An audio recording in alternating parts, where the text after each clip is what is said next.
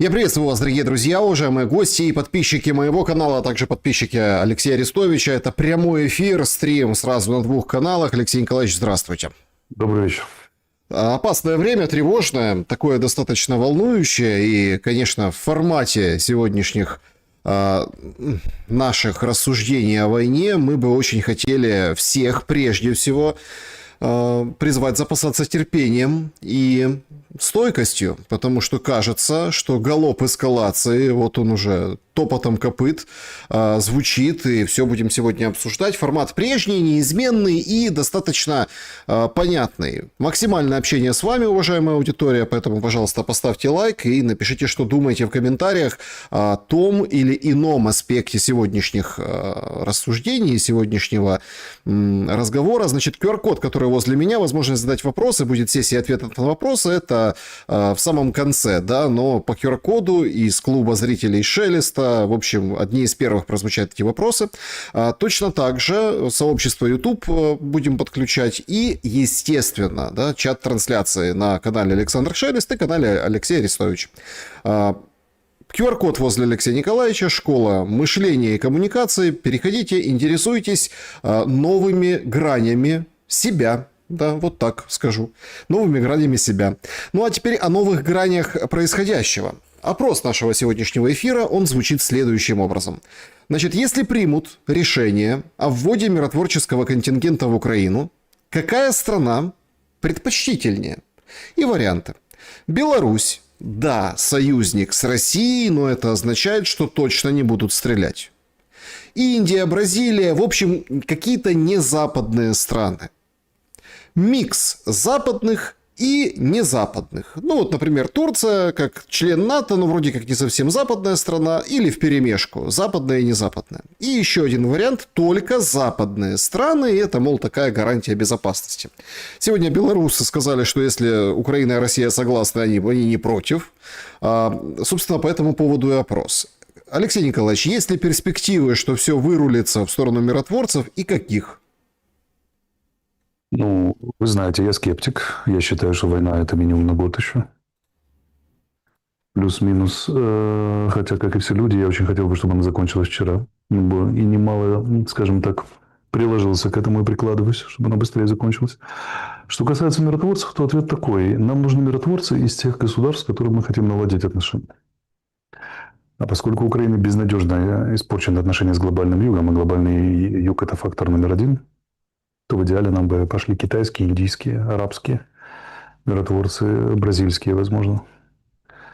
А вот турецкие тоже могли бы пойти. Это крупные государства, от которых судьба Украины и российско-украинского регулирования безопасности в Черноморском бассейне вообще в регионе зависит чуть более чем полностью. Именно их и надо набирать. Потому что участие в миротворческой миссии в таком конфликте, во-первых, это десятилетия разведения сторон, не менее 10 лет, я думаю.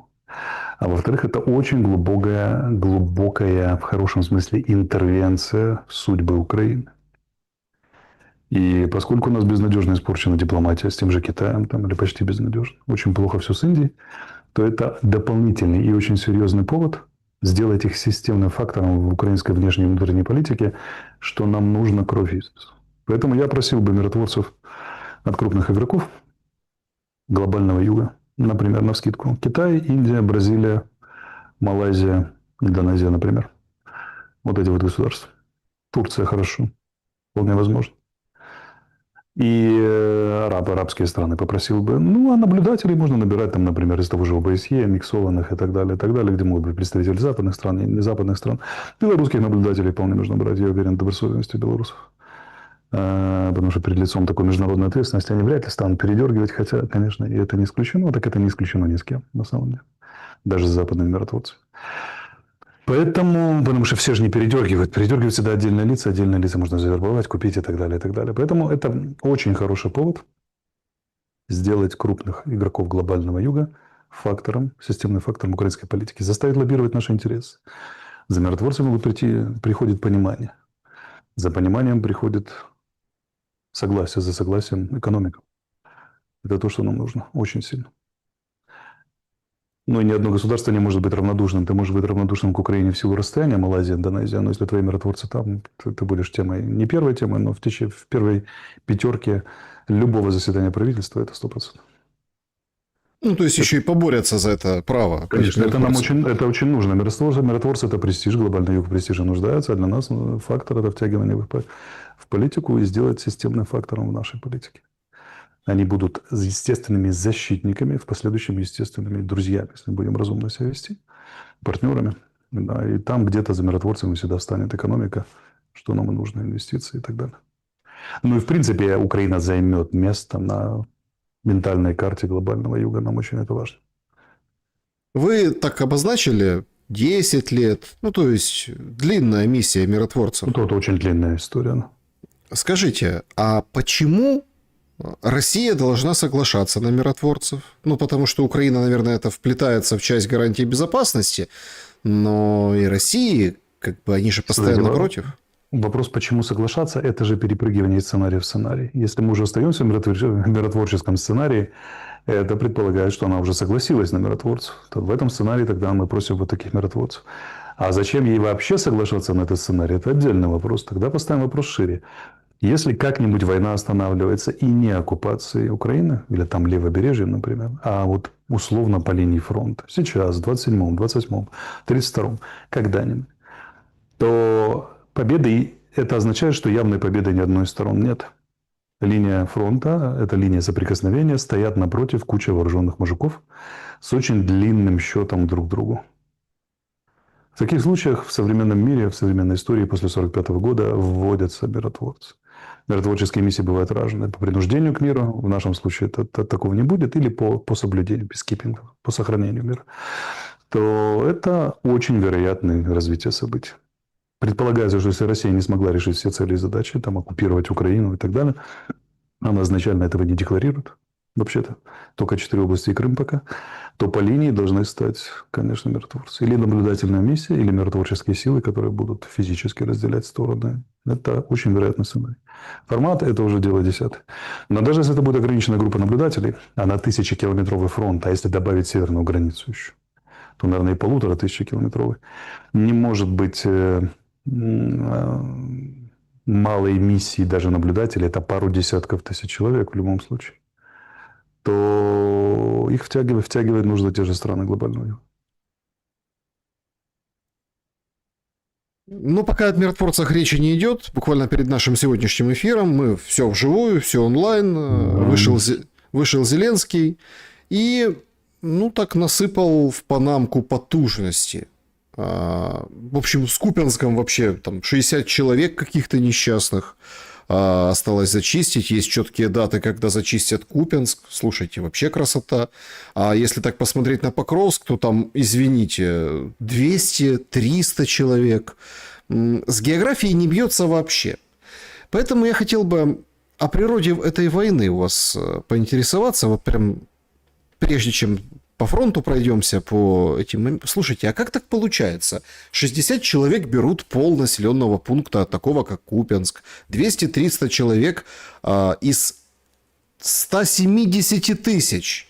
Я четко слышал, все слышали. Зеленский на совещании в пятницу с Малюком, вот он преснопамятном, говорит, 170 тысяч на этом направлении российских войск. А воюют, получается, в городе, заходят в Покровск 200-300, которых очень тяжело выбить, и ситуация ужасная, надо аж кур бросать на черных ястребах. Что это за война такая? Получается, что один человек может контролировать, ну, прям квартал. Ну, тогда мне сейчас придется говорить минут 15. Вы готовы? Проясняя все нюансы. Нюансов много. Смотрите, если вы готовы, поехали. Первое. Я противник войны. Это моя последовательная позиция. Но если мы уже говорим о войне, если взялись россияне и украинцы воевать, или украинцы взялись воевать, то уже воюйте хотя бы правильно. Стратегия, которую применяет, часть стратегии, касающейся наземных военных действий, мы сейчас наберем общие стратегии войны, снабжения войны, там, союзов военных, которые создаются, там, или партнерств, дальнобойных ударов. Вот чисто то, что на земле происходит. Ошибочно с самого начала в Украине. Точнее, не с самого начала, когда фронт стал стационарным. И в чьей-то умной голове, я думаю, что это исключительно прерогатива Офиса президента, родилась блестящая мысль держать территорию как таковую. Это крупнейшая ошибка. Фундаментальная ошибка, которая нам очень дорого стоила, будет стоить и, в конце концов, скорее всего, приведет нас к поражению. Не в смысле взятого Киева и Львова, а в смысле, что общий баланс войны, когда она становится, будет не сильно в нашу пользу. Поэтому такому частичному, частному поражению, давайте назовем, или неуспеху, как хотите назовите, очень дорогому и кровавому. Репетицию мы видим на взятии украинских населенных пунктов, в частности, сейчас Покровска и Купинска. Почему? Потому что противник Российской Федерации, ее вооруженные силы, обладает превосходством в силах и средствах, то есть живой силе и железе, которое воюет. Количественным, теперь качественным еще по многим очень параметрам. Это означает, что как только мы даем команду войскам, в чем ошибка? Команда войскам держать линию боевого соприкосновения. Как только мы даем команду держать линию боевого соприкосновения, получается, что российские войска на тактическом, оперативном и стратегическом уровне всегда знают, что мы будем делать. А внезапность – это ключевой фактор в современной войне, единственный способный дать какой-то успех при равном потенциале сторон, относительно качественном. Смотрите, есть войны, когда воюют армии разного поколения. 2003 год, когда американская армия или коалиция вторгается в Ирак, снимает Саддама Хусейна, воюет армия поколения 5+, с армией поколения 3+, разница в 2 поколения. Поэтому это блестящая молниеносная операция с минимальными потерями американцев, по крайней мере в активной фазе, и там с крупными потерями, разгромом иракских вооруженных сил в ноль. Когда воюет армия с разницей в одно поколение, уже все очень сложно. А потом мы берем армию 2 поколений, например, Ирано-Иракская война. 10 лет кровавейшей бойни, больше 20 общевойсковых крупных операций, 12-летние дети, штурмующие минные поля, газ и так далее, и так далее. Ядовитые газы и прочее, прочее. И фронт практически не сдвинулся. Ни туда, ни сюда. Поэтому украинские вооруженные силы и российские вооруженные силы – это армия одного поколения. Нет фундаментального разрыва, поэтому нет блестящих военных успехов, которые измеряются считанными днями. Есть медленная кровавая бойня, длящаяся уже 4-й год. В таких случаях очень немного факторов, способных стать серьезным фактором на поле боя, и внезапность – это ключевой фактор. А теперь смотрите, когда политическое руководство сказало, стоим на линии боевого соприкосновения, не отдаем территорию, россияне всегда, от командира роты до командующего группировкой, знают, что мы будем делать. Мы будем держать линию соприкосновения. То есть мы заранее поставили свои войска в максимально неудобную позицию. Более неудобно придумать нельзя было. На всех уровнях. От сержанта, замком взвода до главного главкома. Раз. Вторая история. То есть мы, грубо говоря, выглядим как котлета, которую они положили на блюдо, вертят и решают, как ее надрезать и съесть. Вторая история.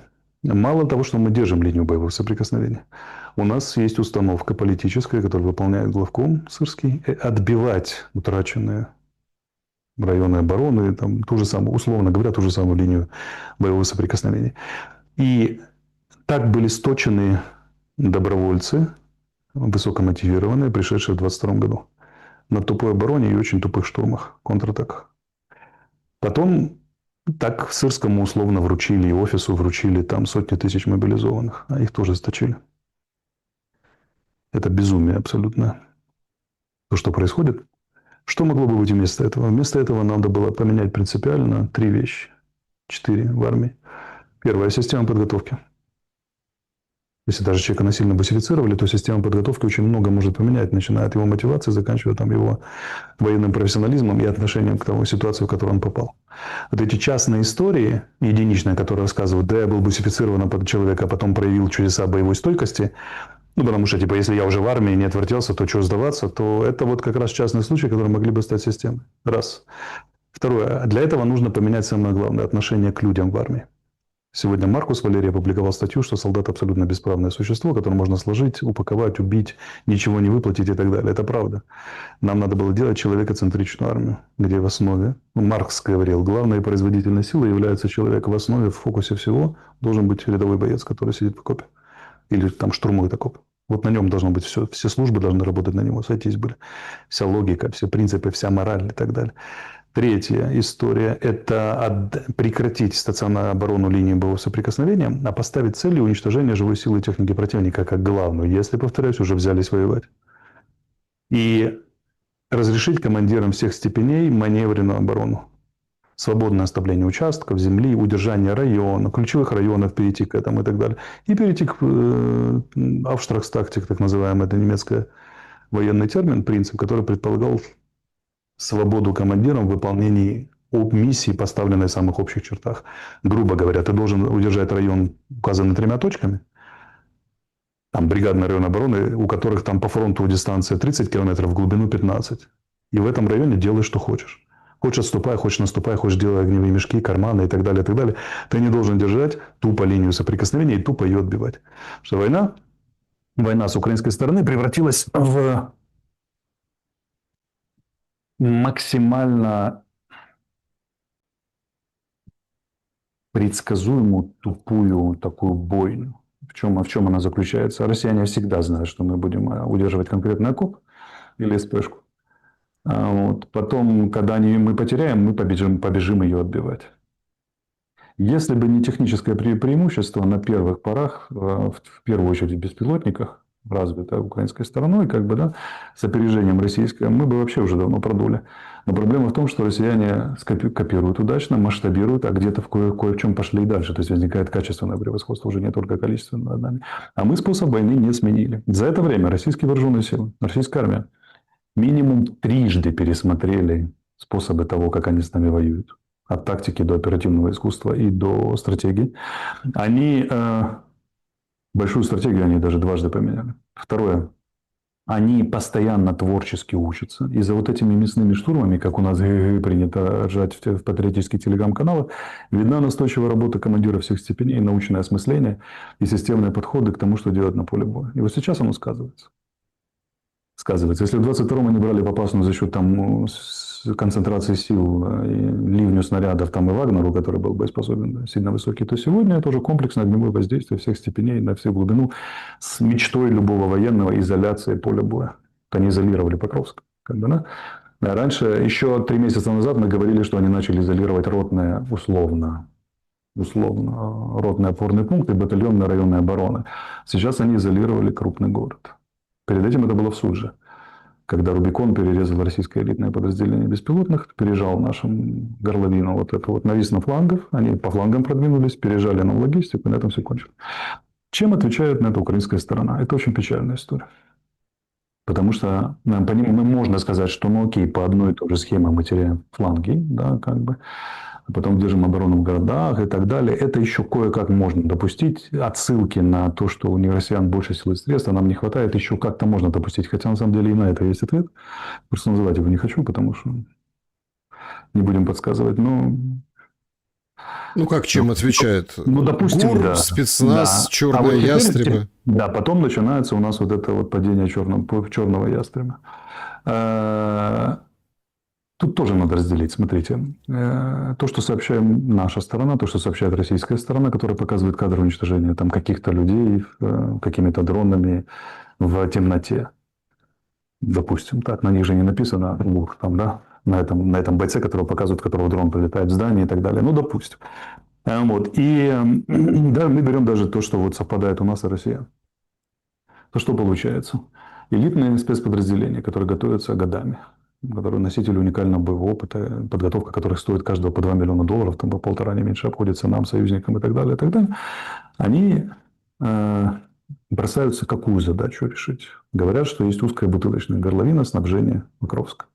Там засели российские диверсанты, устроили коридор огненный и стреляют наших военнослужащих, которые туда-сюда ходят. ГУР должен пройтись и зачистить этих немногочисленных пару сотен человек, которые держат этот коридор. То есть это предполагается, что крутые спецназовцы в боях на пистолетной дистанции почистят засевших этих самых. Вроде как легенда звучит прекрасно.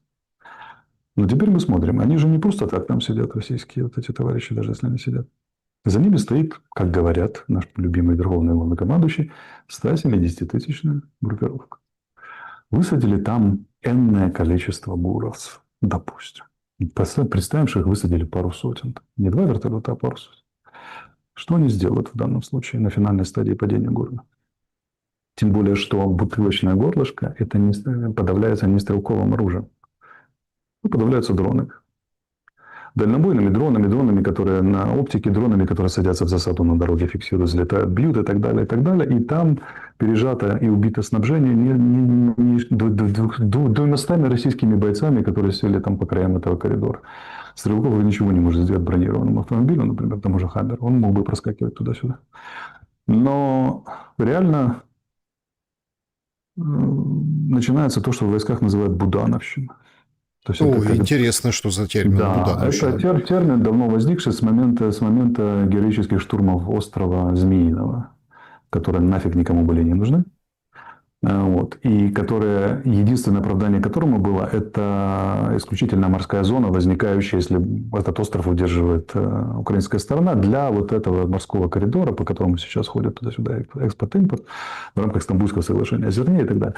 Допустим, но они даже тогда, и меня тогда уже не было в офисе, они даже не досужились это правильно объяснить, что борьба идет за исключительно морскую зону, поэтому спецназовцы жертвуют собой не зря. Помните, там погиб героический командир, полковник-летчик самолета сбитый, вернее, вертолета нашего сбитый, посмертный герой, который еще вывел свои летающие лодки из Крыма, единственное подразделение, которое вылетело с ликвидом и так далее. Человек с легендарной биографией, много там чего происходило. Так вот, эта история заключается в том, что когда все очень плохо, выходит кто-то мужественный, не будем показывать пальцем, говорит, я порешаю. И потом пацаны садятся в Блэкхоке или еще куда-нибудь, там героически летят. И, как правило, как написал Юрий Бутусов, про потери никто не докладывает. И про исполнение задач тоже никто не докладывает.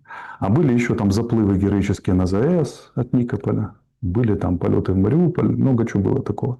Так вот, даже если все это оставить и представим себе, что это злые враги сочиняют, что это все московское ПСО, возникает вопрос. Вы представляете главу Ми-6 военной разведки Британии, которая высаживается где-нибудь там условно под Эль-Фаллуджей, да, и ведет своих спецназовцев, там, пусть даже с передового командного, не в первых рядах, а с передового командного пункта, куда-то там в бой. Я всегда вспоминаю старую притчу, которую нам рассказали на втором занятии по тактике в училище. Не знаю, правда или нет. Курская дуга, значит, дивизию атакуют немцы, нашу дивизию.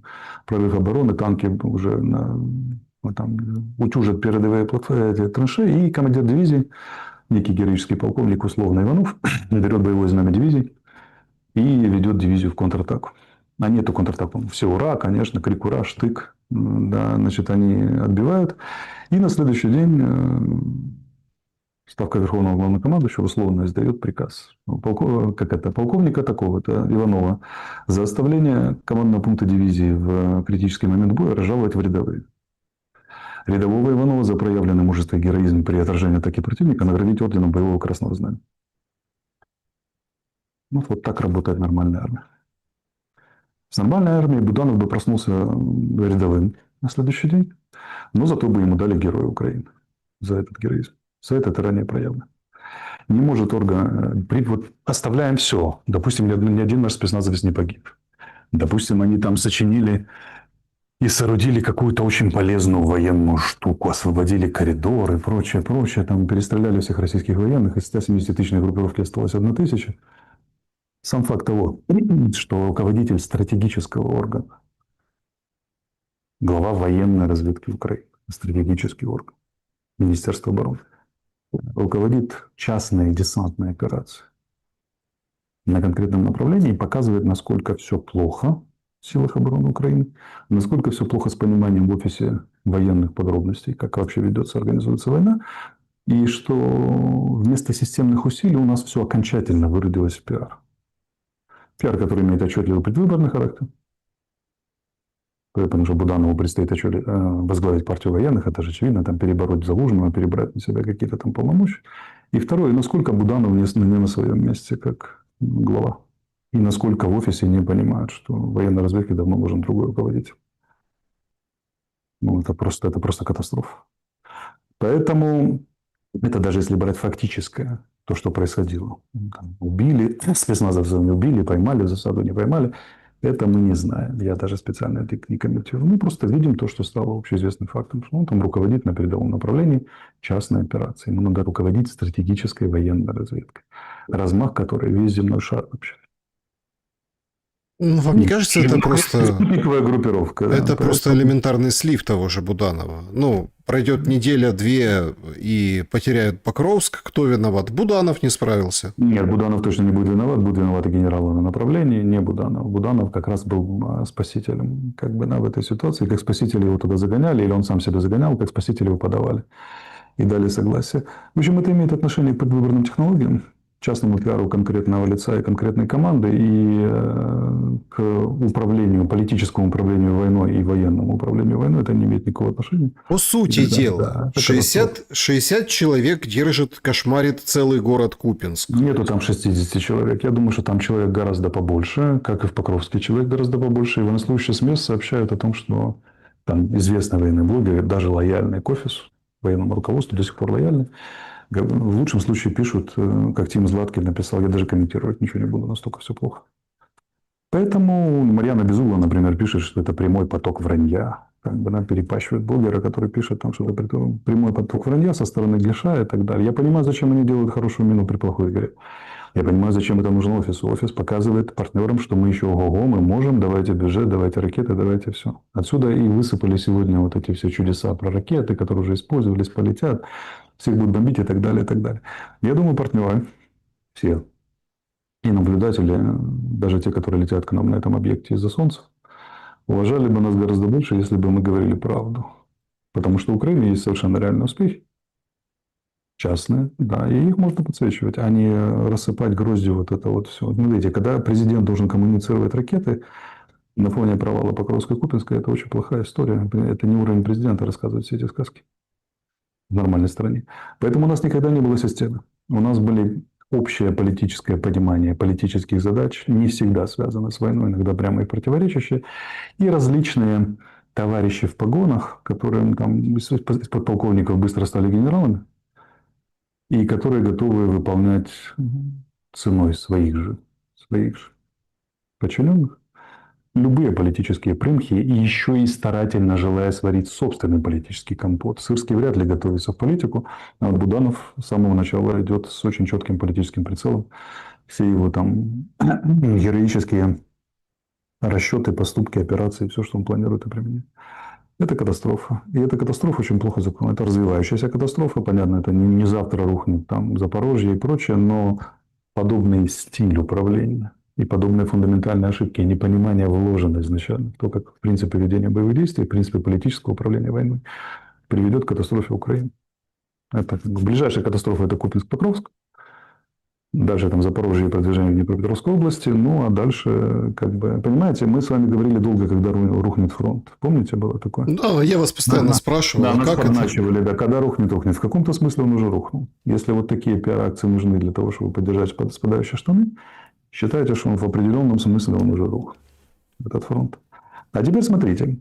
Они даже соврать не могут правильно и правильно подать. Они говорят, ГУР высаживается. Это вот, что касается, есть еще одна составляющая, информационная война. Информационная борьба. Они вообще нерешительно не понимают ничего.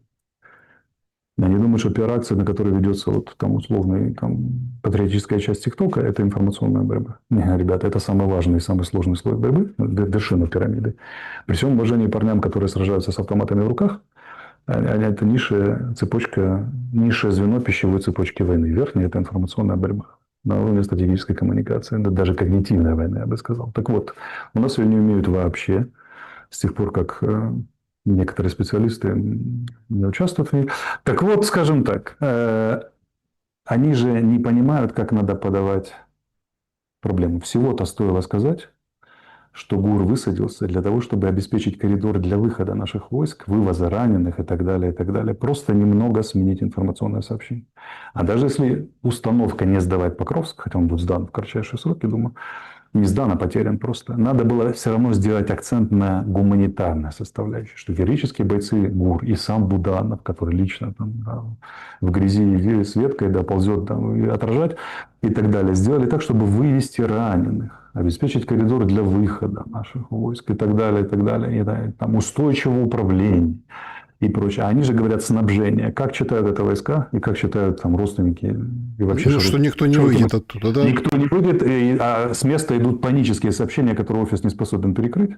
в силу их объема, от тех же военнослужащих, что нас бросили, что нас кинули, что мы не можем выйти и так далее. И так далее. Идет информационное давление российской стороны. Маленькая подмена сообщений об одной и той же глупой пиар-операции, и они бы уже получили информационный эффект. Но они не умеют. Никогда не умели. Алексей Николаевич, Да. ввиду этого сразу, ну, чтобы мы не возвращались, потому что это как бы на выходных, в этой же логике Орешник, который уничтожили в Капустином Яру, Орешник, да. половину панцирей российской стороны, которые уничтожили, блэкаут в Жуковском или возле Жуковского или вокруг Жуковского. Причем я видел тоже эти сообщения. Летят 700 ракет и дронов. Да, вот все летит. Проходят Тулу, проходят еще. И вот сейчас смотрите, блэкаут. Президент сказал, президент сделал. Но это так у нас выглядело в информационном пространстве. Оно уже приобрело характер устойчивого паттерна такого, да, или там рефлекса поведения. Провал на фронте. Нарастающий вал сообщений в социальных сетях от военных волонтеров, спикеров, экспертов, которых нельзя перекрыть. Офис с запозданием заставляет реагировать Сырского и Малюка. Они и Буданова. Они всегда выходят, что-то очень героическое докладывают. Представим себе даже, что это правда. Но смотрите, год назад уничтожили, сообщили сейчас, когда пошел вал негативных сообщений о Покровске. И потом у нас всегда ракетно-дальнобойная истерия, подача. Вот мы накрыли, вот мы ликвидировали, вот мы достанем, вот в Москве блэкаут и так далее, и так далее. Около 1000 военнослужащих наших запертых в Покровске. Часть из них отказывается выходить. Там десантники, морпехи. Это из открытых источников, которые пишут сами военные. То есть бойцы мотивированные, квалифицированные, которые отказываются выходить без приказа, находясь в невыносимой обстановке, окруженные превосходящими силами противника, они честно отказываются выходить без приказа. Погодите, а это в этом может быть и подноготное, чтобы они ушли без приказа? Смотрите, нет, и они не уйдут без приказа, как настоящие военные, они будут стоять столько, сколько надо стоять, и там все лягут, если надо будет. Да. Так вот, проблема в том, что чем в это время занимается верховный главнокомандующий и главнокомандующий.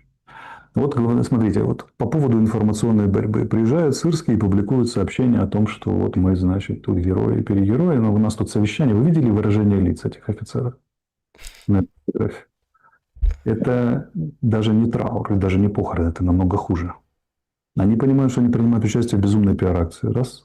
А второе, скорее всего, им ставят абсолютно безумные задачи. Они, как военные понимают, командующие на направлении, что это абсолютно бесперспективно и приведет только к гибели людей, а их еще потом назначат ответственным. Там могила, могильным холодом, землей, такой вот с их лиц видит и так далее. Они даже фотку нормальную не смогли сделать, эти информационные борцы. Поэтому я поставил диагноз, когда я ушел из офиса, я поставил им диагноз. И история с вот этой ракетой в Днепр и моей отставкой, это был первым признак. Я вот не потому, что мне обидно, а потому, что вот был у меня такой арестующий, я вот со стороны на это смотрел, как они поступили в этой ситуации. И я сразу понял, что задачи, которые они перед собой ставят, выше предела их компетенции. Как вы думаете, вот если бы я был до сих пор в офисе и вел бы информационную борьбу, как бы это все выглядело? С тем же Покровском, со всем остальным. Один я. Но смотрите, я тут сразу вам... Было бы сильно. Я сразу вам возражу. Веселее, может быть, и было бы, но на земле-то это не отменит. Дурных командиров... Ну, я не знаю, вы бы там... Я вот не представляю, как бы вы отбелили бусификацию, которая шагает по Украине. Я бы сумел отбелить даже бусификацию. Дело не в этом. Или частично снизить напряжение. Смотрите, дело не в этом. Дело, я говорю, в другом. Для чего не отдается Покровск? Для чего наша Авдеевка не отдавалась? Для чего доводится до последнего момента, когда наши войска попадают в окружение? Там, для пиар-эффекта. То есть, для этих людей в выбранной стратегии пиар-эффект важнее того, что происходит на земле. А в чем пиар? В том, что мы до последнего держимся, наносим колоссальные потери противнику. Смотрите, он очень медленно берет. Все это утыкается в одно и то же, в два сообщения. Смотрите. Всегда вершина их информационной политики и вершина их стратегии – это всегда два месседжа. Первый месседж – они теряют миллионы и сотни тысяч, захватив 1% нашей земли, и так продвигаться они будут очень долго.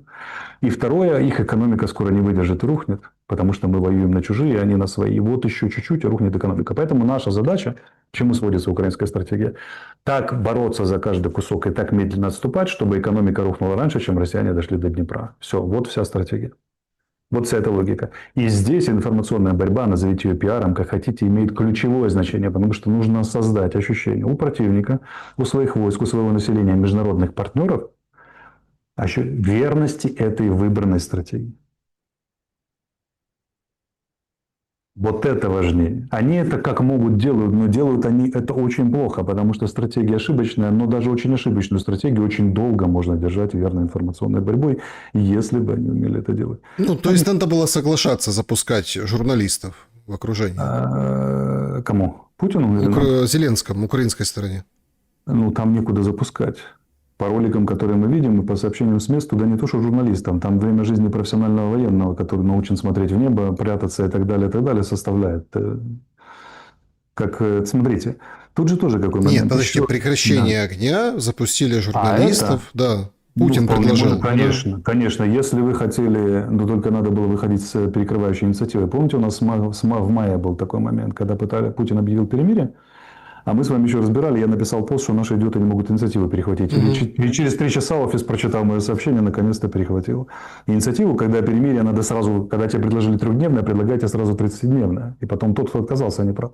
Надо было сказать, что мы 300-суточное перемирие, гуманитарный коридор, вывоз гражданских, там, я не знаю, посещение Папой Римским и, совместные группы с миротворцами или наблюдателями, которые завезут журналистов, позволят снять объективно с украинской стороны, с российской стороны и предоставить мировому сообществу истинную и картину о Покровске, вокруг которого так много всего. То же самое можно делать в Запорожской, Спурской области и так далее. Они не умеют. Они умеют, потому что они решают очень важную дилемму между обороной Украины реально и своим политическим будущим. Они всегда выбирают свое политическое будущее. Это порочная установка на самом деле изначально. К этому сводится вся стратегия. И они готовы жертвовать собой для реальной победы над врагом или реально снижения, скажем, победы уже речи не идет, о снижении объема и качества и глубины их военных результатов, которые позволят Украине удержать лицо, сказать, что она не победила, что Россия заплатила слишком высокую цену за индийских миротворцев, там далеко не продвинулась и так далее. То есть выполнить свою же стратегию, которую они взяли как себе на знамя. Но, смотрите, вот очень четкие 4 месседжа, я вам сейчас скажу. Первое. Стратегия ошибочная. Ошибочная стратегия ошибочно выполняется. Ошибочная стратегия ошибочно сопровождается информационно.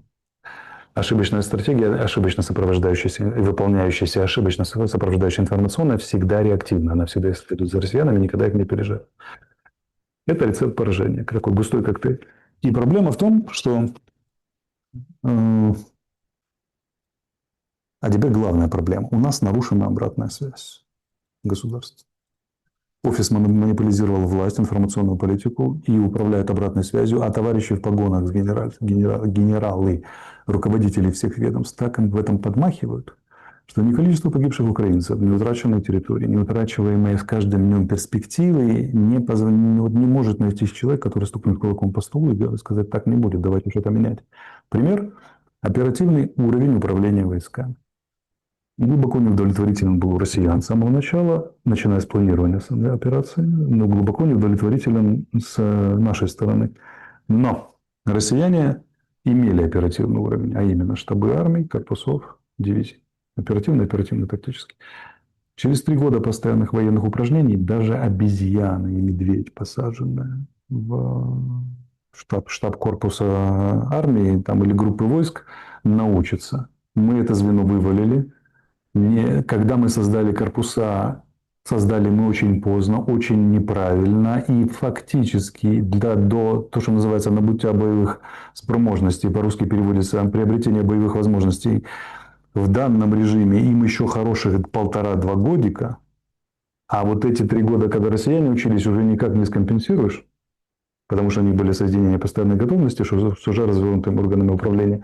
Вот это вам показ, насколько обратная связь работает. Напомню, что я с Залужным в сентябре 2022 года звонил полночи в офис, рассказывая, что нам кровь... И планировали планы, как же уговорить так, чтобы они создали штабы армии, там, дивизии корпусов и так далее. Когда их реально создали? Когда Кратевич уже начал кричать об этом, на него они реагируют, потому что на него была политическая ставка, как на Азов, как на 3-ю штурмовую и так далее, и так далее. Вот тогда уже, когда заговорили о распиаренной военной, вернувшейся из фронта, героически оборонявшей Мариуполь, уже стало последней каплей. Заметьте, мнение их советника и мнение главкома Залужного Для них не было фактов. Вот так эти люди, вот так эти люди управляют, вот так они соображают. Поэтому это все отсроченная, накапливаемая катастрофа. И при таком уровне понимания, мышления, стратегии, которые даже не пытались поменять. Россия трижды сменила стратегию за 4 года войны. Мы ни разу. То это как бы при таких провалах на оперативном тактическом уровне, при системном накатывании российского количества и качества, события на фронте в ближайшие несколько месяцев будут развиваться ускоренно катастрофически для нас. Ускоренно катастрофически. Начиная с падения 2 городов, Покровск-Купинск, как бы, да, и заканчивая там дальнейшими прорывами, ключевыми зонами будет оккупация Харьковской области, битва за Славянск-Краматорск и Запорожской области, город Запорожье под непосредственной угрозой, а скоро пойдет речь о Днепре. Поэтому, чего я хочу сказать, вот это диагноз. Смотрите, это все слова повисают в воздухе. Мы практически никогда с вами об этом не говорили отрывочно, потому что не было повода. Это все не звучит, когда фронт стационарный, и бравурно рассказывают, что русарез, там, что вот мы там убили очередный там, русский танк, как ежик ощетинившийся и так далее. Но вот на таких разломах, как падение Покровска, да, и как бы и когда уже заговорили об этом сами военные там, или военные спикеры, и есть хорошая возможность оттранслировать подобный 20-минутный месседж. Вот я его с удовольствием оттранслировал для того, чтобы люди, которые интересуются этими темами, понимали, что происходит и как оно происходит, по каким законам, по каким причинам и следствиям, как играется эта шахматная партия. Вот в этом все, что я хотел сказать по этому. Значит, командиры не должны бояться докладывать о потере позиций на передовой, говорит Зеленский. Главная задача — сохранить личный состав. Сохранил состав — молодец, потому что есть личный состав, ты потом решишь, как и восстановишь положение. Но если личного состава нет, это другое дело. Это я процитировал слова президента. И отдельно тоже как маркер, он говорит, значит, 50% кабов летит по Покровску, или как там, 50% боевых действий там, это на территории Покровска. Вообще, как бы вся жизнь это Покровск, везде все стабильно. Такое ощущение, что с ним кто-то маловменяемый работает. Очень маловменяемый с точки зрения... Это причем я, гражданский человек, не служивший в армии, как бы понимаю уровень там, масштаба этих гипербол или сравнений, или цифр, которые он показывает. Все же очень просто. Это то, что объяснял Ермаку на 3-й день пребывания в роли советника. Я говорю, вы не понимаете в военных, вообще шире в силовиках, и не умеете ими управлять. Они вас водят за нос и будут всегда водить. Это же всегда обоюдная вещь. С одной стороны, генералы заходят, как я говорил уже, и повторюсь еще раз, в офис, сняв штаны и переодеты задом наперед, как бы, да, потому что они смертельно и боятся. С другой стороны, они прекрасно понимают, что Ермак и Зеленский ни черта не понимают в военном деле и хороших советников не имеют. Поэтому они, как бы, или группы советников, а по-хорошему приставки, то, что я говорил, надо было сразу создать группу из 9 генералов, которые военная ставка вырабатывали соответствующие, во главе с Муженко. И вырабатывали соответствующие решения, рекомендации, обучали бы, грубо говоря, политическое руководство, что такое современная война и как она воюется.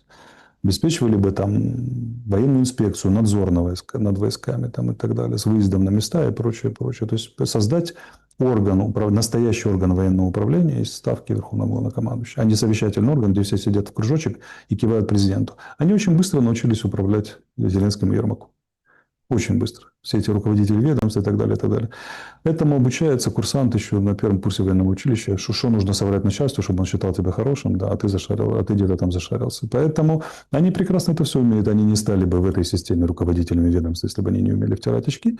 И они прекрасно знают, что и как, и в какой последовательности доложить Зеленскому, чтобы он проглотил, не увидел одни бумаги и слишком сосредоточился на других. А дальше он побежал к Диме Литвину, который пишет ему речи, там, да, и они там быстро в WhatsApp посовещались, что добавить про орешник.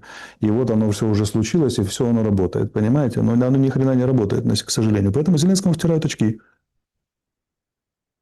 Он, конечно, развил свое видение и понимание военных вопросов 4 года, руководя воюющим государством. Но оно так и не преодолело уровня, когда он может выносить самостоятельное мышление. Самостоятельные оценки происходящему и самостоятельное решение. Это все формируемая позиция. Мы видим только информационную позицию, но, например, такие вещи, как Мадьяр во главе СБС, Мгм.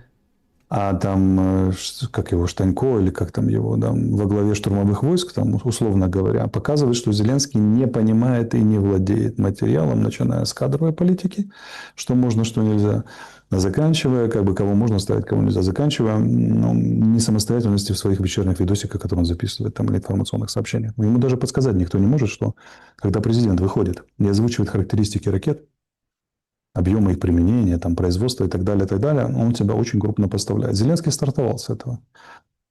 Он стартовал с того, что позволил Авакову втянуть себя в пресс-конференцию, где объявили без суда Да. убийцами. Это объявили вот этих самых. Президент сказал виновный, преступный, убийца, как там звучало это все. То есть без решения суда это абсолютно нонсенс, оксиморон.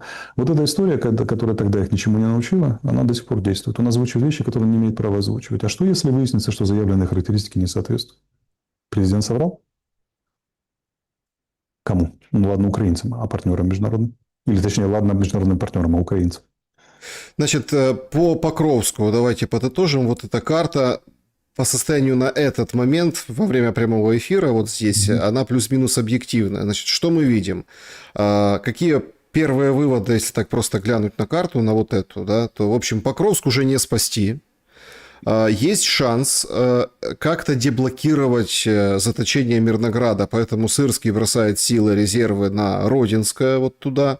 Получается пешее наступление пехотой, об этом сообщают и российские военкоры, что возле Нового Шахового, это Роза Люксембург в прошлом, значит, там удалось продвинуться на 3 километра, то есть контрнаступ, вот в понимании того, что контрнаступ в районе Покровска, Мирнограда, он есть. И задача какая? Чтобы не окружили и не сомкнули вот этот котел, и, в общем, не было катастрофы в том плане, что Это, просто да. все как бы Да, все давайте будут заточены. проясним. Это не контрнаступление, это контрнаступательные действия, можно сказать, там и так далее. Но надо понимать это очень четко.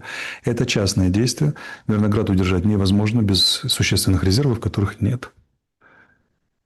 Все последние резервы, которые были фактором, они отработали под Доброполье, и там же стараются. Тоже на этом театре, только севернее. Когда спецназгор кидают очищать коридор, это значит, с резервами все очень плохо. Более того, крайний опыт перекидывания резервов, то есть Азова с Серебрянского лесничества сначала на Торецк, а потом на Доброполье, показал, что после этого случается.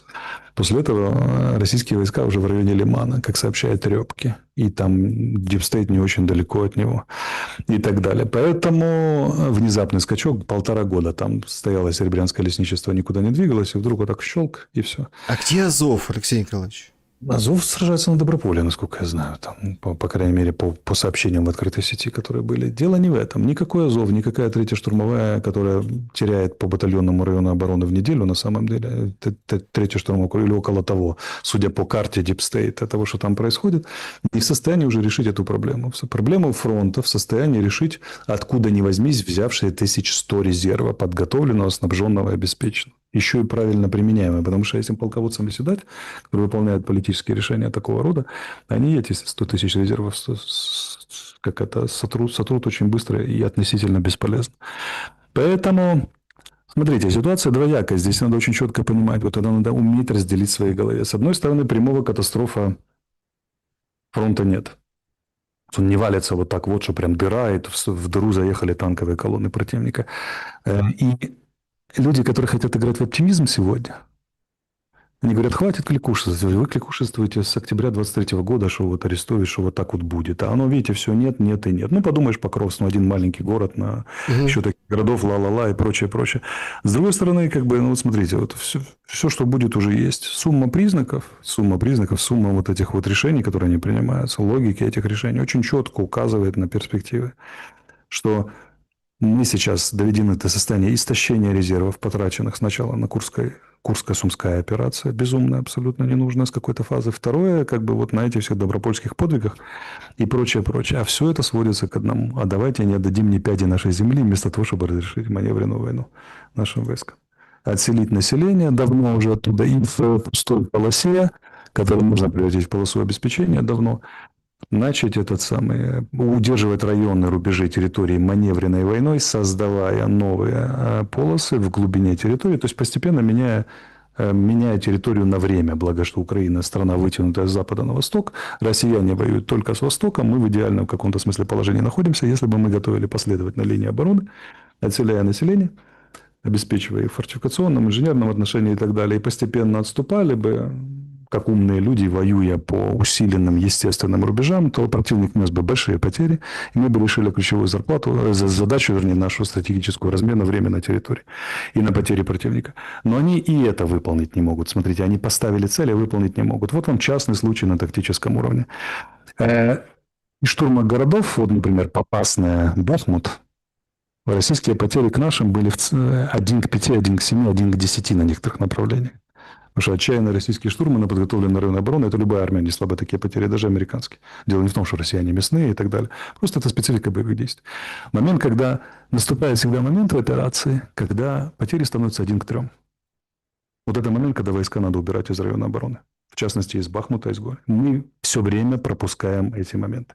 В конце концов, во время боев в городе потери становятся 1 к 2, 1 к 1, что для нас абсолютно невыгодно при российском количественном и качественном преимуществе. И мы раз за разом, вот какой город уже 15-й потерян, да, крупный, там 12-й, 13-й уже не считаю, как бы не могу посчитать сейчас в формате эфира, мы пропускаем момент, когда войска надо отводить. То есть удержание города имеет смысл, как укрепрайона там и так далее, да, который дает опору войскам, позволяет наносить потери противнику. Их нужно в нужный момент выводить, когда потери начинают выравниваться в не нашу пользу. Потому что главная цель нанесения потерь противнику в этот момент перестает быть актуальной. Мы уже не наносим, он уже нам наносит. Сейчас потери в Покровске, трудно сказать какие, но явно не 1 к 7, не 1 к 10, судя по тому, что там творится в воздухе и вокруг. 170-тысячная группировка, 2,5 британской армии проводит Покровскую операцию. Друзья мои, ну как бы французская армия фактически, она 250 тысяч, если убрать военно-морской флот, то вся французская армия воюет под Покровском и так далее. Поэтому давно нужно было его оставить и вывести. Но у нас же фортеца за фортецей. У нас же пиар за пиаром идет постоянно. Да? То мы не сдаем, не так далее, и так далее. За это расплачиваются жизнью украинские солдаты, которые в других условиях могли бы очень много пользы принести Отечеству и, возможно, большей частью остаться в живых. Ну, смотрите, ну вот тоже. Смотрите, вот я одно предложение, Саша, просто чтобы не дергать, когда я говорю о смертях наших солдат, я специально рассуждаю, хотя это рассуждаю максимально спокойно. Я не хочу педалировать моральные, там, сентиментальные вещи, вот матери, то все 5-10, потому что это очень низкий жанр. Я просто говорю, что даже если вот считать математически людей, то их просто как ресурс неправильно применяют. В рамках той стратегии, которую сдали, которую они сформировали как стратегию войны. В этом проблема, понимаете? То есть они же центральная мысль, они неправильно выполняют и обеспечивают свою же стратегию, которую они сформировали. И я уже не говорю о том, что говорю о том, что стратегия сама невыгодная и ошибочная. В этом вся история. И доклад закончу. Алексей Николаевич, откуда тогда берутся такие сообщения? Вот военнослужащий Виталий, позывной Донецк, Овчаренко. Сейчас у Украины есть уникальный исторический шанс отбиться от россиян. Есть и европейское оружие, и американское. В истории этого у нас еще не было. Давайте не пролюбим этот шанс. И это на полном серьезе. И это на полном серьезе. Нам рассказывают, что женщин надо мобилизовать. А что, женщина тоже человек. Нам говорят о том, что наши дети должны, смотрите, на полигоне изучать оружие, стрелять метко. Вот. И вообще это уникальная история.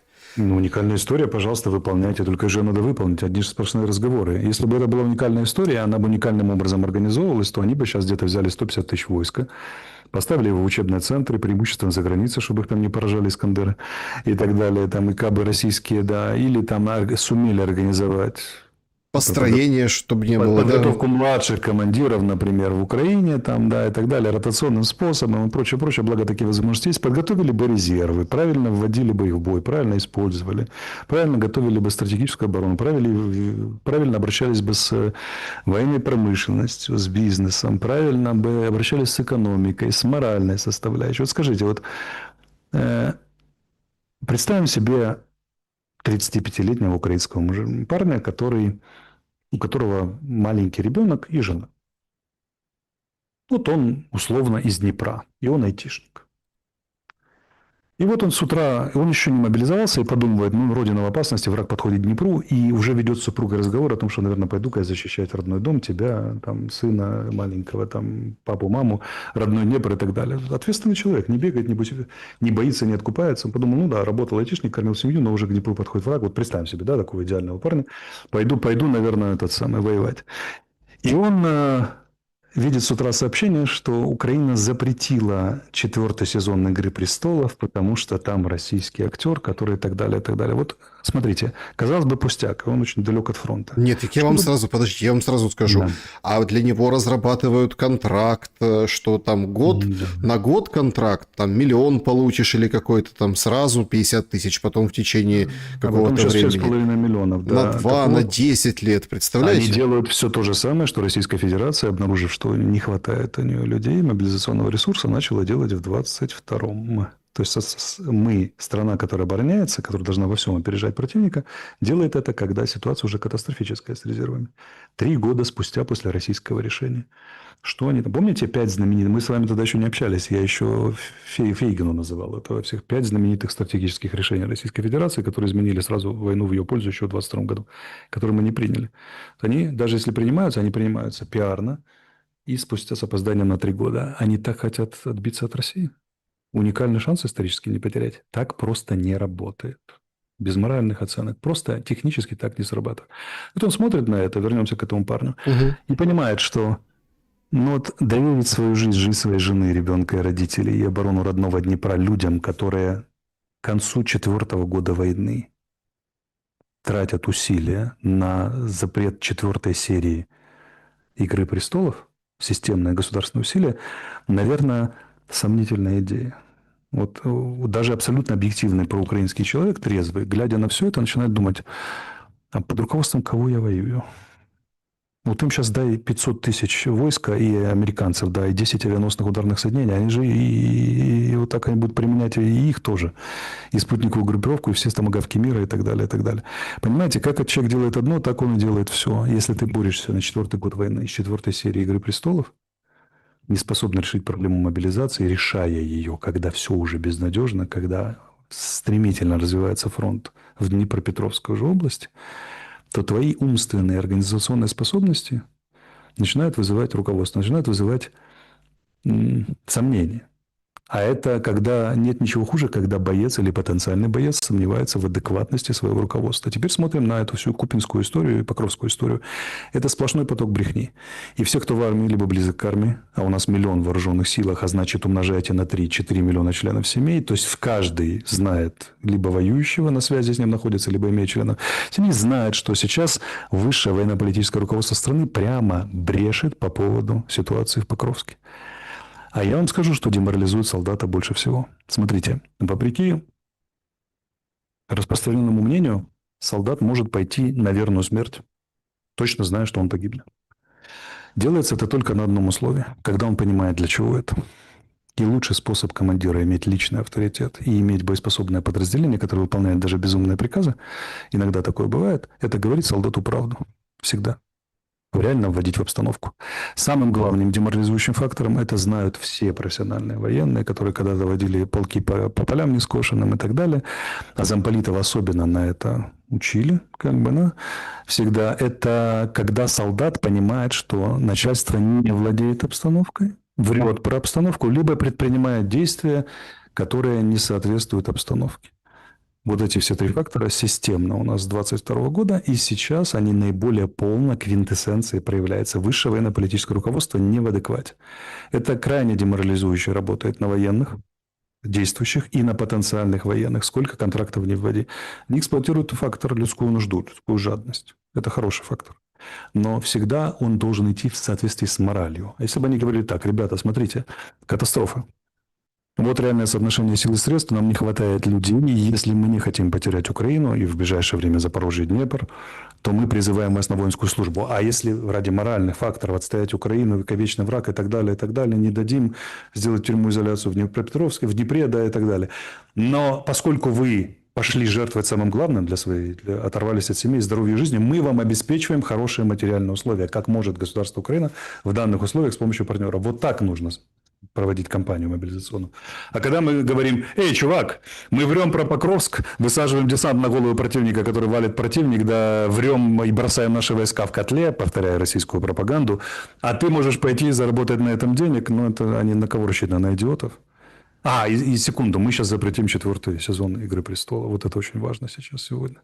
Победим Чайковского. И плюс... Заколотим Пушкина в Одессе. Поэтому, смотрите, все начинается с внутренней политики. Не может быть хорошего потенциала, если граждане не верят своему государству, опасаются государства. У нас есть фактор. Количество молодых людей, выехавших за границу 18-22, с тех пор, как им разрешили. Разрешили им 2 месяца назад. Больше 100 тысяч. По там, данным, которые сбрасывают в сеть, например, те же народные депутаты, ссылаясь там на какие-то данные призрачные и так далее. 100 тысяч – это больше британской армии на треть. Всей британской армии. Это сухопутные войска Франции. Это, чтобы вы понимали, 6 армейских корпусов. Сам факт, что мы не призываем молодых, это чисто предвыборная технология. Да, и много предвыборного в последнее время. Это с самого начала было предвыборное, чтобы за них проголосовали, 18-летние не пойдут воевать. Потом им сделали миллионные контракты, сейчас их зазывают вот этими частными контрактами там, и так далее, и так далее. Одновременно их выпустили. Эти люди не хотят выиграть войну. Они хотят переизбраться вне зависимости от результата войны. Это единственная цель, которая является для них значимой. Так а кто выбирать будет? Смотрите, у нас получается, что... Сейчас, секунду. Цель не проиграть с треском у них тоже есть, но она вторая, третья. То есть у них сначала выборы, потом деньги, потом что? Потом не проиграть. Вот примерно такая иерархия, чтобы люди понимали. Да, но смотрите, если, а когда, да, с такой историей, тут же мы четко видим, Трамп говорит: ой, у меня тут есть список войн, которых я закончил. Говорит, ну там пока нет Украины. И говорит, нет, надо дать возможность довоевать. Вот это все, что мы с вами вот час беседуем сейчас, это ведь если наложить на формулу Трампа, ну типа давайте дадим, пускай повоюют еще. Вот так, как мы обсудили вот сегодня, и так, что мы видим, ну, так, как мы видим за окном, да, так, как мы понимаем то, что происходит, это же означает, что и выбирать будет некому, и выборов не будет никого. Если будет кому выбирать, они рассчитывают как. Даже если теряем левобережье, остается нарванная правобережная Украина, где много людей, скажем так, для которых Шухевич и Бандера – это герои. И там на нашей патриотической волне мы изберемся. А пол Украины все равно лучше, чем... Так они уехали все. Большинство уехавших – Львовская область. Да, ну хорошо, все равно проголосуют, потому что враг вот на берегу Днепра, миротворцы, надо стоять, Гримпина и так далее, и так далее. Они не знают, что делают. Они знают, что Украина слишком большая. И украинцы действительно склонны воевать до последнего украинца, по крайней мере, часть украинцев будет сражаться, да, не отдавая там Днепр, Запорожье и прочее, прочее, их вполне это устраивает. Вполне. Поэтому, ну, вот так дела обстоят. Они рассчитывают, что будет кому проголосовать, пусть даже там в 3 западных областях, а лучше быть первым в Галлии, чем вторым в Риме, правильно? Это да, это правильно. Друзья, значит, давайте подведем итоги нашего сегодняшнего голосования, придем к вашим вопросам. Вопросов очень много, соскучились, это видно. Спасибо большое, что ставите лайки, подписывайтесь, не забывайте. Значит, итоги голосования такие. Если примут решение о вводе миротворческого контингента в Украину, какая страна предпочтительнее? И вот такой вот как бы разброс. Значит, Беларусь выделена отдельно, потому что было сегодня заявление соответствующее. Да, заявление, поэтому она побеждает, наверное, поэтому. 5% только западные страны, 11% микс западных, незападных, 15%, ну это Турция, вроде западная, вроде не западная, или вперемешку. 15% Индия, Бразилия, только не западные страны, 69% Беларусь. Спасибо большое, что проголосовали. Больше 11 тысяч голосов мы получили. А я вот хотел бы, знаете, мы обсуждаем всегда победителя, ну, как бы Беларусь, но мы вначале обсудили, да, кому интересно, кто не сначала смотрит, перемотайте. А я хотел бы по поводу западных стран сказать. Сегодня Зеленский делает какой-то странный ход политический. Говорит, а я не знаю, о чем мирный план Европы. Кокетничает? Это очень странное заявление, которому пока нет объяснений. Потому что, ну, сначала написать с ними 12 пунктов, широко их пропиарить, и потом сказать, я не знаю про что, да, ну, где-то его кто-то обидел, там, подозреваю, в Европе не учли и так далее. Он обычно такое делает, когда его высокое мнение не учли. Ну, сейчас вовсю ходят такие размолвки по поводу денег. Сегодня тоже Зеленский делал заявление по поводу российских денег. До конца года надо решение принять, взять, влезть, ну, там, жало туда, в российские активы. Чтобы понять офис, надо понять, и Зеленского надо понять три вещи всегда. У них только три мотива. Первый – выборы, внутренняя политика, удержаться, выиграть и так далее. Сохраниться в украинской политике. Второй – бюджет. Это актуалочка, конец года. И третье – это, скажем так, препятствование бунту, я бы сказал так. То есть заигрывание с народом и теми, кто способен этот бунт организовать, например, добровольческие силовые подразделения, для того, чтобы этого не случилось, чтобы раньше времени не произошли выборы. Поэтому 3000 гривен, поэтому 3000 бесплатно на железной дороге там, и прочее, прочее. Смотрите, бюджета нет, зарплаты военные поднимаются, зарплаты тем поднимаются, на это поднимаются, по железной дороге проедете и так далее, и так далее. Это все способы управления военным конфликтом не в первой трети 21 века. Это было бы хорошо в 2014 году. Они там застряли. Но сейчас так уже это не делается. Сейчас уже все по-другому нужно с людьми. Как Ну, с управлять, ситуациями и прочее, да. как управлять миром, не привлекая внимания санитаров. Не привлекая санитаров, да. Уже надо иначе не привлекать санитаров, простите. Это да. Да, друзья, перейдем к вашим вопросам. Вопросы есть, вопросов предостаточное количество. Режим Блиц. Не обязательно коротко, но лучше коротко, потому что, правда, навала. Поехали, вопросы. Как Европа будет перестраиваться? На какие ресурсы? Ни газа, ни нефти. Уран и тот потеряли. На вьючной тяге, что ли? Совокупные траты Европы сейчас на военные нужды уже составили сотни миллиардов евро. Сотни миллиардов евро. Общая цифра 220-250 называется. В общей сложности до 1935 года у них расчет 800 миллиардов потратить. Они не бедные, поверьте. Не бедные. Есть у них деньги. И сейчас речь не о структуре экономики, как бы европейской, да, тем более, что я не очень большой специалист, но я знаю примерно траты их, как бы, да, планы, поэтому можете не волноваться, они перестроятся. За Европу, в общем, не переживаем. При прочих равных, да, если там 10 лет слишком большой фактор, при прочих равных, как бы, они знают, что они делают. И производство расширяют, и новые военные заказы, и все на свете.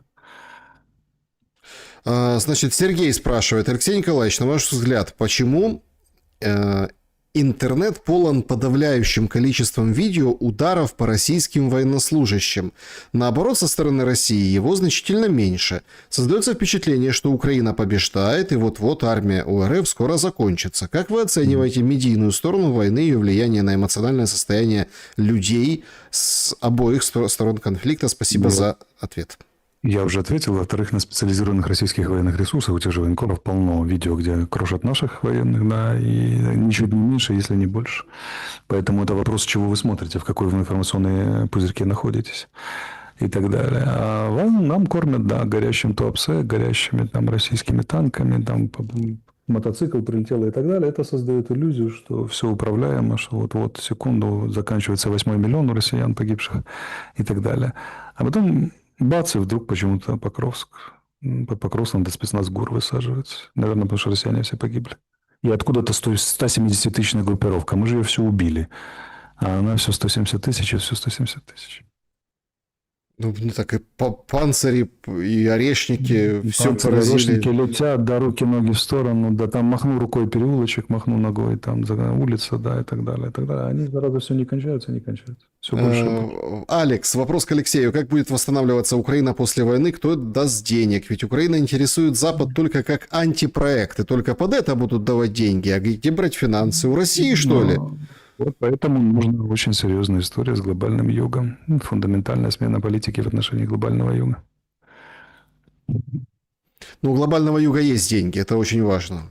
Китай уже в четвертом тысячелетии находится, судя по некоторым новостям. Да, опять же, речь Си Цзиньпиня после уезда Трампа на саммите АСЕАН. Он фактически предложил, лидер коммунистической партии Китая, предложил либеральную политику для всей Азии, а шире для всего мира. Либеральную экономическую политику. Трамп, значит, тарифы, там прочее, Америка, да. Он говорит, либерализуемся. Всем сколько денег унесете, давайте все вместе развиваться и зарабатывать. Вот вам, пожалуйста. Так, Алексей. Андрей спрашивает, какое окончание войны вы считаете наиболее вероятным? Заморозка по линии. Просто линия сильно дальше сдвинется, чем хотелось бы украинцам. Мгм. Допускаете ли вы, Виталий спрашивает, исход войны России и Украины, который удивит большинство непосредственных и прокси-участников? Ну, Что-то всякое может удивительное. быть. Мы не можем забирать у Господа Бога право на чудо. Но, скажем так, в рамках тех тенденций, которые есть и которые можно экстраполировать, они в любой момент могут перемениться, там метеорит прилетел и так далее, Бог вмешался.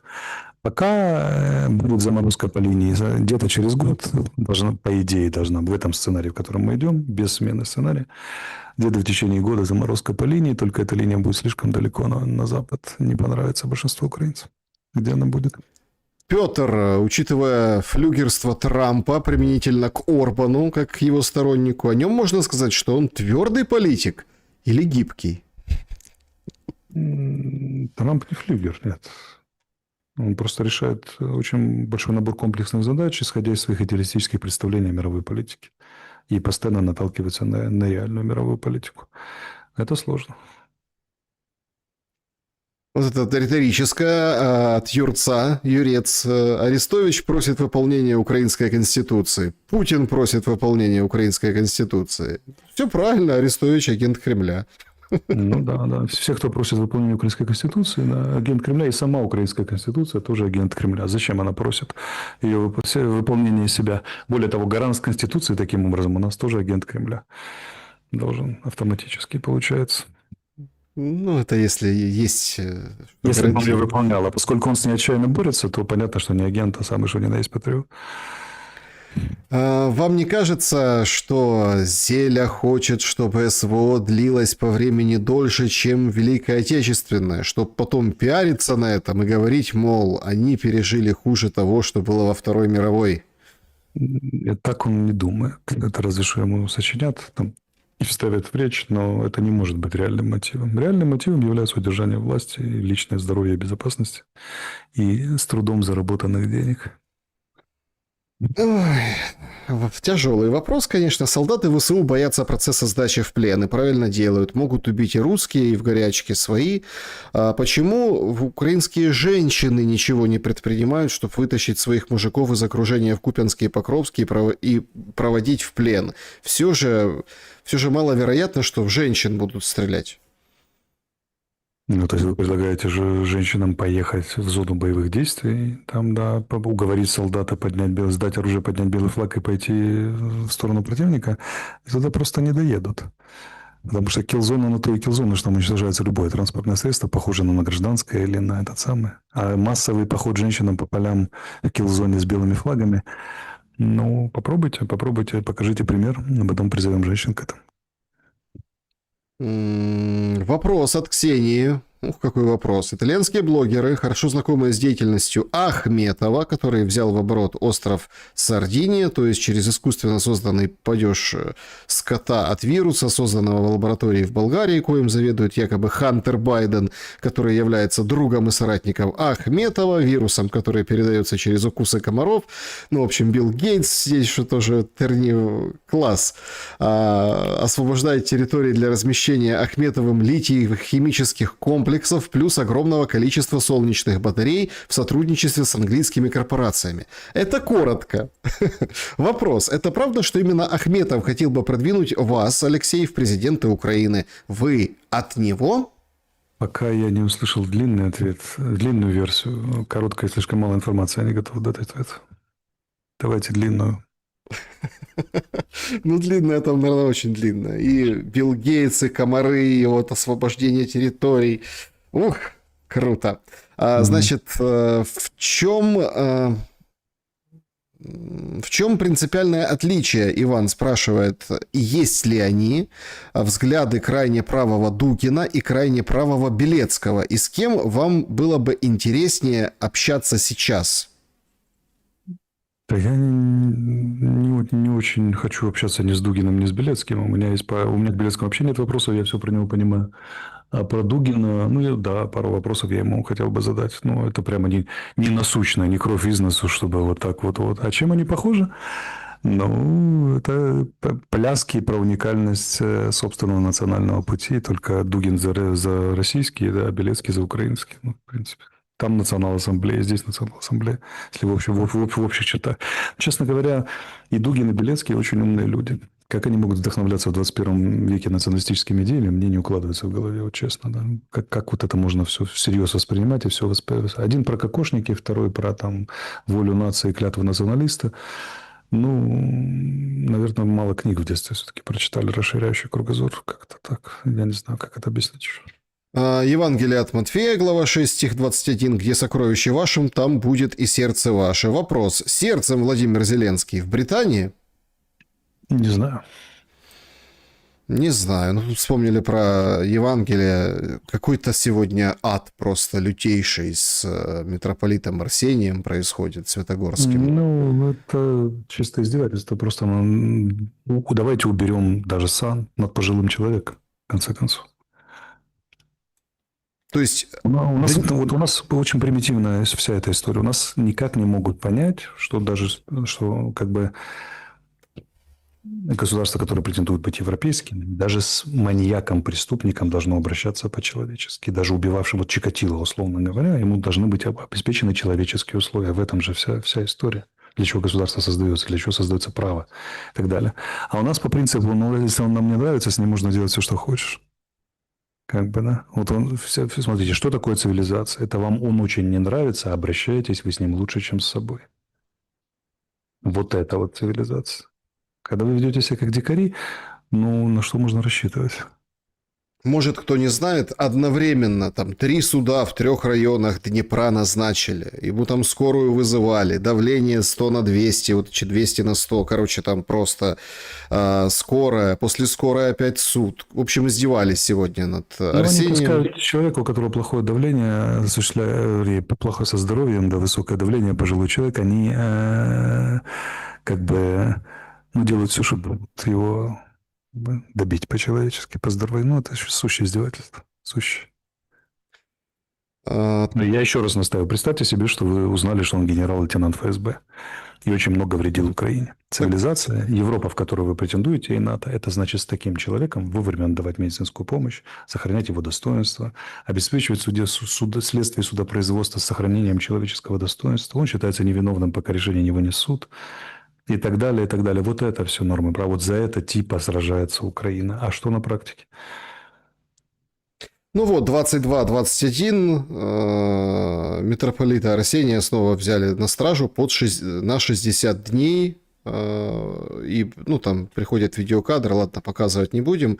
Очень-очень там с помощью он поднимается по ступенькам, его туда, в общем, это СИЗО пытаются проводить. Конечно, это выглядит очень удручающе. Дикари. Смотрите, сейчас ничего не говорим о его реальном там шпионаже, там влиянии и так далее, и так далее. Вот еще раз повторяю, даже доказанный шпион, даже во время войны, если вы претендуете в Европу и НАТО или просто быть цивилизованными людьми, должен быть обеспечен защитой чести, достоинства, здоровья и так далее, и прочее, прочее, прочее. Давайте эту тему продолжим. Вот пользователь. В прошлом месяце было опубликовано духовное завещание Филарета. У Алексея, как руководителя школы мышления и как бы православного, есть мысли о жизненном, духовном, церковном пути, расколе церкви, возможном покаянии, признании ошибок Филаретом или запомнится как неудавшийся проект, авантюрист в рясе, мечтатель о патриотической национальной церкви. Я плохо знаю эту тему, поэтому не готов комментировать. Хорошо. Значит, если бы в 2013-2014 году Арестович был на месте Януковича, как бы он решил вопрос Майдана? Спрашивает Александр. Там вопрос Майдана – это вопрос грамотной работы с 30 людьми, которыми руководили, передоговоренности внутри партии регионов, решение вопроса через парламент. Все. Через мэров городов. Это вопрос 2 недель интенсивных переговоров внутриукраинских с хорошей западной поддержкой. Надо было заручиться поддержкой. Еще внутриукраинские переговоры. И второе – это внешнеполитическая рамка. Поставить вопрос о дальнейшей судьбе Украины в четырехугольнике Евросоюз, Беларусь, Россия, Украина. Все. Это делается вот так вот, без единой капли крови, да, и прочее.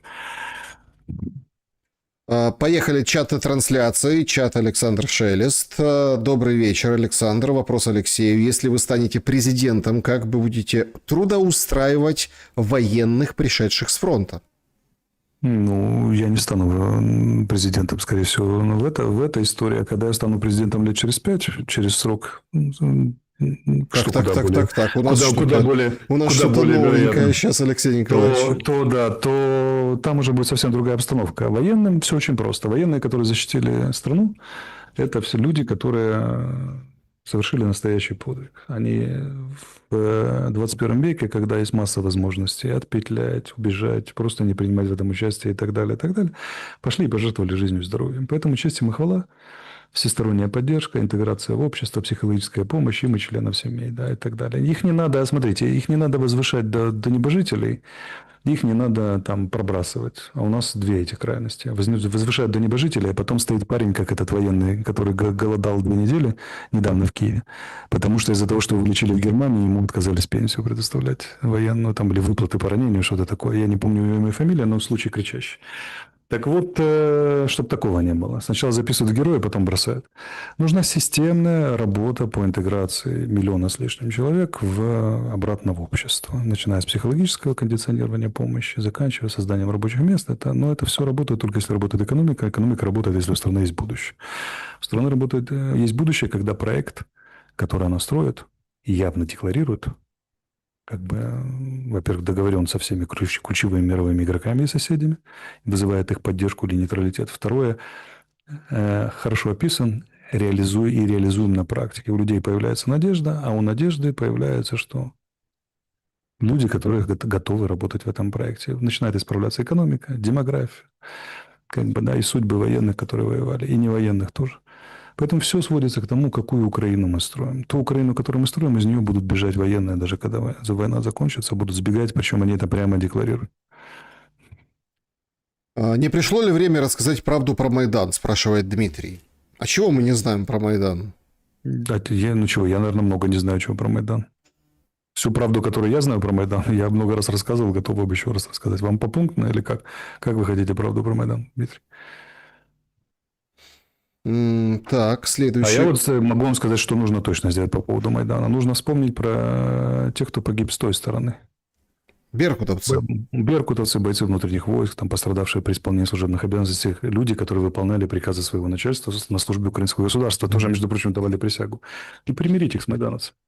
Даже если майдановцы не захотят, то у нас как-то вот, когда отмечают памятник жертвам Майдана, нигде не говорят о погибших бойцах внутренних войск. 18-летние срочники. Они не заслуживают памятника и доброй памяти, выплат и так далее. Вот с этого начинается решение проблемы Майдана. Алекс. Здравствуйте. Вернутся ли украинцы из Европы восстанавливать разрушенную Украину после СВО? Если будет привлекательный проект новой Украины. Если так, как оно все идет, загораживанием памятника Пушкина, да, и там борьбой с 4 серией «Игры престолов», то я вот смотрите, я сейчас много общаюсь с украинцами, которые за рубежом.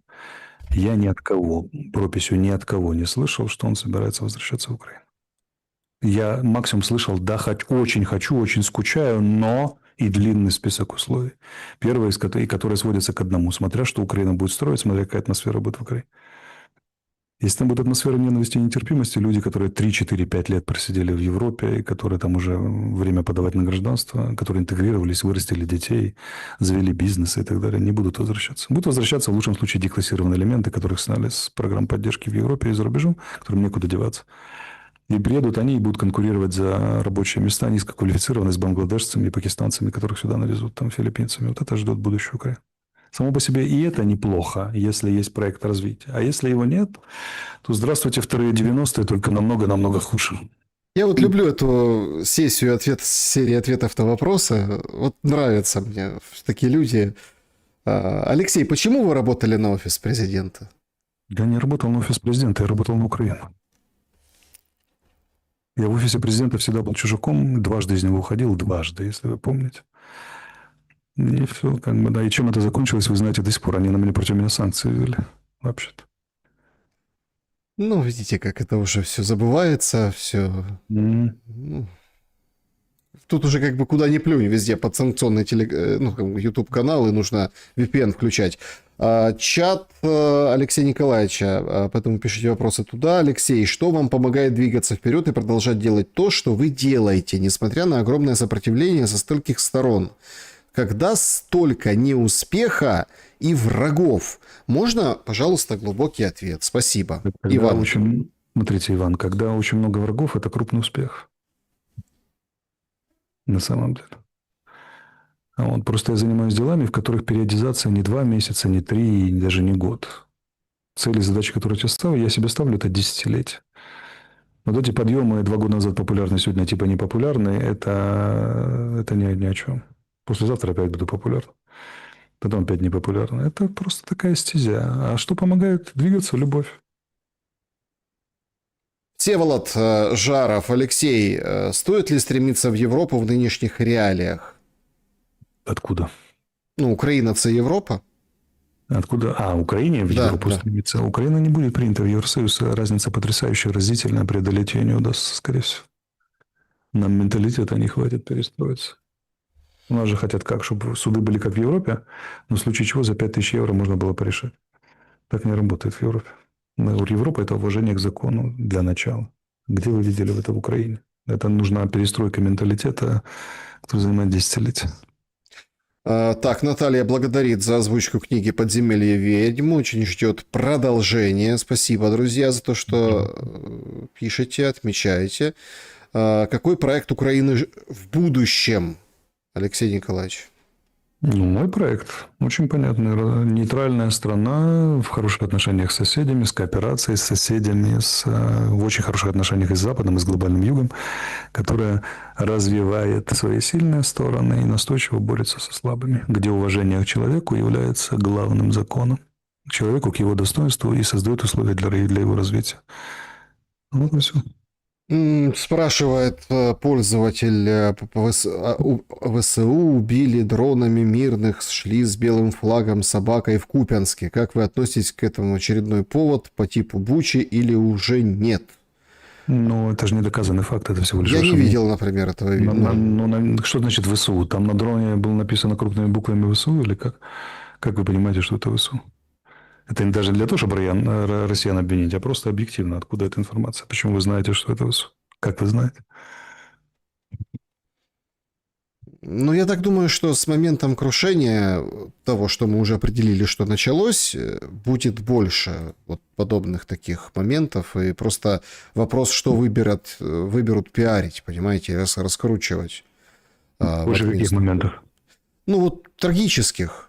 Нет, конечно, как боевые действия ведутся в городах, где не отселено население. Я имею в виду, что как какой-то истории прям с массовой гибелью, с какой-то... Это, к сожалению, да, эта история. Это только когда фронт начнет трещать по-настоящему, тогда начнется... Он уже очень близок к этому. Это не завтра, но близок это месяц, полугодие. Но при общих факторах, опять же, если будет ехать по тем же рельсам, это трагедия будет больше, попадание в плен, окружение, и гибели массовые и так далее. Сергей, почему Украина постоянно предает Россию? Только материальное благо – это стимулы для украинцев? Предает как кого? Украина замужем за Россией, или она в политическом союзе с ним находится? Можно сказать, что предает историческую память, эту метацивилизацию, триединство, но это надо оговаривать, что такое постоянно предает. А Россия, которая напала на Украину, убила сотни тысяч украинцев, не предает Украину? Как вы считаете? Это же, смотрите, это война обоюдных ошибок. Ошибки Украины и России колоссальные, фундаментальные, привели к ней, они продолжают ее удерживать. И это трагедия. Здесь нельзя сказать, что виновата только какая-то одна сторона. А Россия фактически агрессор. 2014 года. Но политика обеих государств привела к войне и удерживает войну до сих пор. Это реальное положение дел. Поэтому каяться и пересматривать нужно и Украине, и России всю свою политику одновременно. Подписчики у вас, конечно, так и говорите, в офисе умных не любят. Это все, да. В офисе они любят не умных, там достаточное количество умных людей. Там не любят независимых. Там ты должен ходить по струнке и быть в команде. Я никогда не был, я всегда там был белой вороной, всегда.